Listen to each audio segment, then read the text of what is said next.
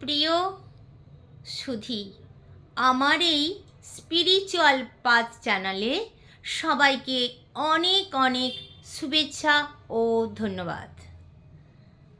আমি আজ আপনাদের গীতার সম্পর্কে কয়েকটি কথা বলবো।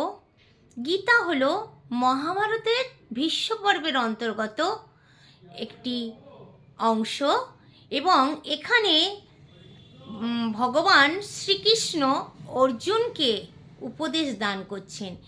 এটি হচ্ছে ভগবানের মুখ নিঃসৃত বাণী। ভগবান শ্রীকৃষ্ণ অর্জুনকে বলছেন, হে অর্জুন, তুমি দুঃখ করো না, তুমি শোক করো না, তুমি আমার শরণাপন্ন হও, আমি তোমাকে সমস্ত বিপদ থেকে রক্ষা করব।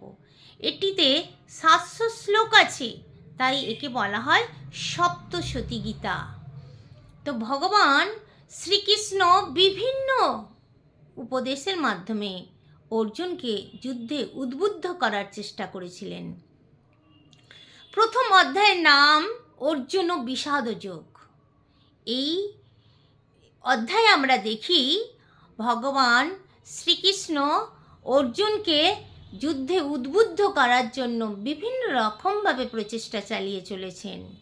এরপর এক এক করে সাংখ্যযোগ, কর্মযোগ, জ্ঞানযোগ, এরকমভাবে 18টি যোগ আছে বা অধ্যায় আছে। সর্বশেষ অধ্যায়ের নাম হচ্ছে মোক্ষযোগ।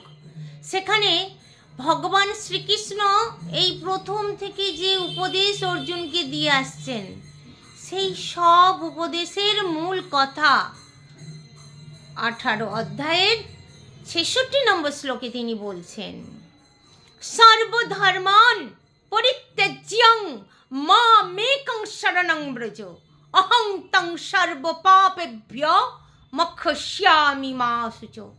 অর্থাৎ, হে অর্জুন, তুমি শোক করো না, সব ধর্ম ত্যাগ করে তুমি আমার শরণাপন্ন হও, আমি তোমাকে সমস্ত রকম বিপদ থেকে রক্ষা করব।